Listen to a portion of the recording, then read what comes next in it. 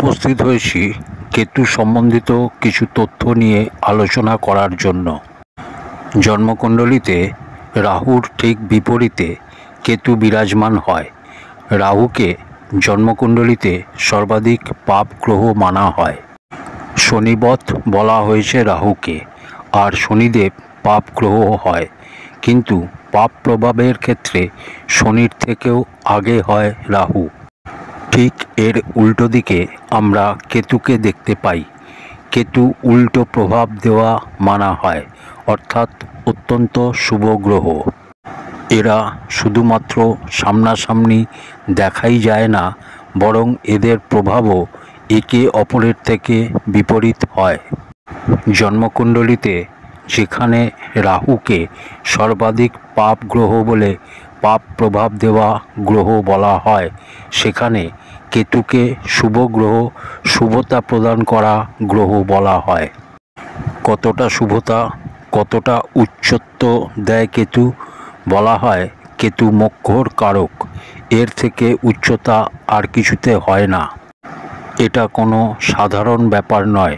কেতুর এই পয়েন্টটাকে আমাদের বুঝতে হবে।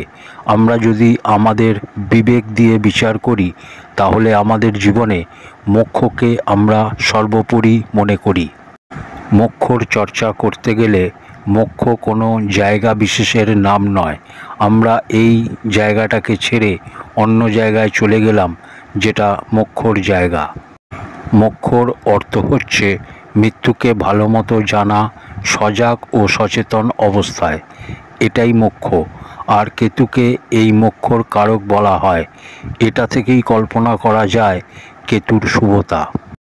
আমাদের জীবনে যত আকস্মিক ঘটনা ঘটে, সেগুলো সব কোথাও না কোথাও তার মুখ্য কারণ কেতুকেই মানা হয়। জীবনে যারা খুব সফল হয়, এরকম ব্যক্তির কুণ্ডলী যদি দেখা হয়, তাহলে দেখা যাবে যে কেতু মজবুত, বলবান শুভ স্থিতিতে আছে। স্বগৃহী শুক্র অথবা বৃহস্পতির সাথে দেখা যাবে। আর একটা বিষয় বিচারণীয় আছে, কেতুকে কুজবৎ বলা হয়। কুজবৎ অর্থাৎ মঙ্গল। জ্যোতিষশাস্ত্রে শনিকে পাপ গ্রহ মানা হয়, মঙ্গলকে শনির থেকে কম পাপ গ্রহ মানা হয়। কিন্তু অন্তিম পরিণতির কথা যদি বলা হয়, তাহলে শনিদেব কী করেন? জীবনে খুব কষ্ট ও সমস্যা দিয়ে থাকেন, আর এত কষ্ট, এত সমস্যা দেওয়ার পর জাতককে পরম পবিত্র বানিয়ে দেয়। কিন্তু মঙ্গল এরকম করে না। মঙ্গল ব্যক্তিকে চাহিদা, ইচ্ছার ঘেরাটোপে ফেলে দেয়। এ কারণে মঙ্গল ও শনিকে যদি তুলনামূলক দৃষ্টিকোণ থেকে দেখা হয়, তাহলে মঙ্গলকে বেশি খারাপ প্রভাব দেওয়া গ্রহ মানা হয়। এবার যেটা গুরুত্বপূর্ণ বিষয় দাঁড়াচ্ছে, যে মঙ্গল ব্যক্তিকে চাহিদার ঘেরাটোপে ফেলে দেয়, সেই মঙ্গলকে কেতুর সমান বলা হচ্ছে, আর কেতুকে সর্বাধিক শুভ গ্রহ, মোক্ষর কারক মানা হচ্ছে। এটা কি করে সম্ভব? এটাই বোঝার বিষয়। যে মঙ্গল ব্যক্তিকে অন্তিম পরিণতিতে গর্তে ফেলে দেয় আর বলা হয় কুজবৎ কেতু, জীবনে যদি সফলতা প্রাপ্ত করতে হয়, তা সে যে কোনো ফিল্ডেই হোক, তার জন্য আমাদের কি করতে হয়? পুরুষার্থ, অর্থাৎ পরিশ্রম। বিনা পুরুষার্থ, বিনা প্রচুর পরিশ্রম ছাড়া কোনো কিছুই প্রাপ্ত হয় না আমাদের জীবনে। আর এখানে চর্চা হচ্ছে মোক্ষর ব্যাপারে। আর মোক্ষর কথা বলতে গেলে এটা তো ঘোর পরিশ্রমের বিষয়। আর শুধুমাত্র ঘোর পরিশ্রমের ব্যাপার নয়, এক্ষেত্রে ঝুঁকির বিষয়ও থাকছে। কি করে? যার মোক্ষের চাহিদা থাকবে, তাকে তো তার প্রিয়জনদের ত্যাগ করতে হবে, সুখকে ত্যাগ করতে হবে, হতে পারে নিজের কাজকে ত্যাগ করতে হলো, অর্থাৎ ত্যাগ করতে হবে, তারপর গিয়ে ব্যক্তি মোক্ষর অধিকারী হতে পারবে। অর্থাৎ কুজবৎ কেতুর এটা একটা মানে হয় যে আমাদের যদি মোক্ষর চাহিদা থাকে, তাহলে এটা অত সহজে প্রাপ্ত হবে না। মঙ্গলের যেটা স্বভাব হয় যে প্রত্যেকটা ব্যাপারে পুরুষার্থ, সংঘর্ষ। মঙ্গলের কাজ হচ্ছে চোট পৌঁছানো, মঙ্গলের কাজ হচ্ছে দুর্ঘটনা করানো। এই কথাটার মধ্যে থেকে যদি চোট পৌঁছানো কথাটাকে আলাদা করে ব্যাখ্যা করি, তাহলে বলতে হয় সূর্যকে আত্মার কারক বলা হয় আর কেতুকে মোক্ষর কারক। চোট যতক্ষণ না সঠিক নিশানায় লাগছে, সঠিক জায়গায় পড়ছে, তো এই যে আমাদের আত্মা হয়, বারবার এই শরীরকে পাবার তাড়নায় ঘুরে বেড়াতে থাকবে, বারবার ঘুরে বেড়াতে থাকবে, বারবার একটা নতুন শরীর পাবে, নিজের কর্ম ও বন্ধনে যুক্ত হয়ে বারবার আসতে থাকবে। চর্চা কেতুর হচ্ছে, তাই মোক্ষর চর্চা হবে আর এর সাথে আধ্যাত্মিক চর্চা হচ্ছে, তো বারবার এই শরীরে আসতে থাকবে, যেতে থাকবে, নতুন শরীর, ফের নতুন শরীর। তাই সেই সঠিক চোট। এই জন্য বলেছে কুজবৎ কেতু। মঙ্গলের মতো কেতুও চোট পৌঁছায়। যে ভাবে বা ঘরের উপর দৃষ্টি দেবে, যে গ্রহের উপর দৃষ্টি দেবে।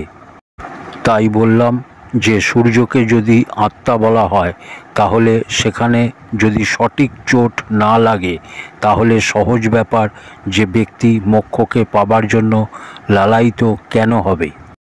কেতুর দৃষ্টি যে ভাবে পড়ে, সেটাকে গুরুবৎ কেতুর প্রভাব বলা যেতে পারে। যেমন গুরু কোনোভাবে তার অমৃতময়ী দৃষ্টি দেয়, সেরকম কম বেশি কেতুর প্রভাবও সেরকম হয়। সেই ভাব সম্বন্ধিত শুভত্ব দেখা যায়। আপনার জন্মকুণ্ডলিতে দেখুন কোন নক্ষত্রে বসেছে কেতু, কোন গ্রহের রাশিতে বসেছে কেতু, কোন গ্রহের সাথে বসেছে কেতু, কোন ভাবে আছে কেতুর দৃষ্টি, আর কোন গ্রহের দৃষ্টি কেতুর উপর আছে। এই বিষয়গুলো বোঝা অত্যন্ত আবশ্যক। শুধুমাত্র এটা আধ্যাত্মিক ব্যাপার নয় বা মোক্ষর ব্যাপার নয়। আপনার কুণ্ডলিতে যদি শুক্র, গুরু ও সূর্যের নক্ষত্রে কেতু বসে, তাহলে জাতককে তার জীবনকালে খুব সফলতা প্রদান করবে। খুব মানে প্রচুর সফলতা প্রাপ্ত করাবে। প্রত্যেকটা ধরনের আধ্যাত্মিক ভৌতিক জ্ঞানের পরিপূর্ণতা দেবে। জীবনের সমস্ত চাহিদাকে পূর্ণ করাবে কেতু। শনির নক্ষত্রে কেতু বসলে তো সোজা ব্যাপার, এরকম জাতকের ভিতরে বৈরাগ্যর ভাবনা জাগৃত করবে। এরকম জাতক জীবনকালে তাড়াতাড়ি হোক বা দেরিতে বৈরাগ্যর সাথে অবশ্যই জুড়বে। কেতু আপনার কুণ্ডলিতে আছে কোন স্থিতিতে আর কোন ভাবে বসেছে। রাহু নিয়ে আগে ভিডিওতে বলেছিলাম যে যেখানে যেখানে রাহুর দৃষ্টি পড়বে, সেখানে সেখানে সমস্যা উৎপন্ন হবে। যেরকম শনি বিচ্ছেদাত্মক গ্রহ, সেরকমই রাহু প্রবল বিচ্ছেদাত্মক গ্রহ। জন্মকুণ্ডলিতে 3টি বিচ্ছেদাত্মক গ্রহ হয়। সেই 3টে গ্রহ হচ্ছে সূর্য, শনি, রাহু। এই 3টে গ্রহই বিচ্ছেদাত্মক। যেখানে মঙ্গল ও কেতুকে বিচ্ছেদাত্মক গ্রহ বলা হয় না। এটা সব সময় মনে রাখতে হবে যে কেতু ও মঙ্গল কখনোই বিচ্ছেদাত্মক গ্রহ নয়।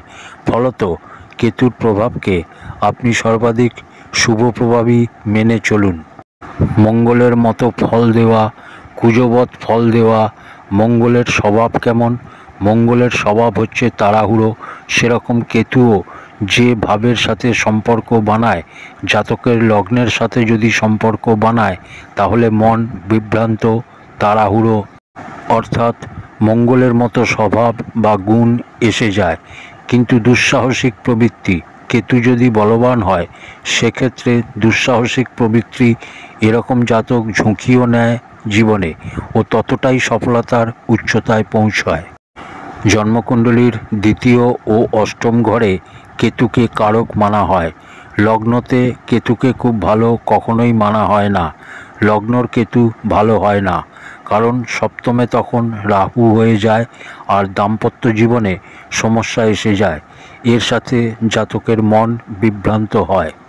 কিন্তু এর সাথে এটাও সত্য যে যাদের কুণ্ডলিতে লগ্নগত কোনো শ্রেষ্ঠ নক্ষত্রে, যে নক্ষত্রের আলোচনা আগে করলাম, অর্থাৎ সূর্য, গুরু ও শুক্রের যদি এদেরই কোনো নক্ষত্রে বা এই গ্রহগুলোর রাশিতে, বিশেষ করে গুরু ও শুক্রের রাশিতে বসে কেতু, তো এরকম জাতকের মধ্যে মহত্ত্বাকাঙ্ক্ষা অনেক বেশি হবে। নিঃসন্দেহে তার মধ্যে অলসতা আসবে, নিঃসন্দেহে তার মন বিভ্রান্ত হবে, নিঃসন্দেহে তার মধ্যে তাড়াহুড়ো ব্যাপারটা থাকবে, কিন্তু মহত্ত্বাকাঙ্ক্ষা জাতকের জবরদস্ত হবে। আর সর্বদা জাতক নতুন কিছু করার জন্য, কিছু এক্সট্রা করার জন্য, কিছু পাবার জন্য লালায়িত থাকবে। জাতক নিজেকেই নিজে প্রেরিত করবে, সংঘর্ষ থাকবে, সমস্যা থাকবে। দ্বিতীয় ভাবের কথা আগেই বললাম যে দ্বিতীয় ও অষ্টমে কেতু কারক হয়। তৃতীয় কেতু হলে নবমে রাহু হবে, তাই তৃতীয়র কেতুকে ঠিকঠাক বলা হয়েছে খুব ভালো নয়। সেই কেতু নবমে হয়ে গেলে খুব ভালো ফল দেবে, জাতক ধার্মিক হবে। রাহুকে উল্টো করে দিন, অর্থাৎ তৃতীয় রাহু ভালো ফল দেয়। চতুর্থর কেতুকে খুব ভালো মানা হয়, যেমন দশমের রাহু সেরকম চতুর্থের কেতু জমি বাড়ি গাড়ি সব সুখ প্রদান করবে। পঞ্চমের কেতুকে খুব ভালো মানা হয়। এরকম কেতু যদি কোনো শুভ গ্রহের সাথে হয় তাহলে জাতক নিঃসন্দেহে আধ্যাত্মিক যে বৃত্তি হয় তা পূর্বজন্ম থেকেই তার সাথে হবে, আরও তা জাগ্রত হবে। ষষ্ঠে কেতুকে খুব ভালো বলা হয় না, সপ্তমের কেতুকেও খুব ভালো বলা হয় না। দাম্পত্য জীবনে আপ ডাউন পরিস্থিতি তৈরি করে। অষ্টম নবম আগেই বলেছি, দশমে সাধারণ, একাদশ ঠিকঠাক, আর দ্বাদশত মোক্ষর কারক, অর্থাৎ যেটা দেখা গেল যে বেশিরভাগ ক্ষেত্রেই কেতু ভালো ফল প্রদান করে থাকে। নক্ষত্রটা দেখে নিন, রাশি দেখে নিন।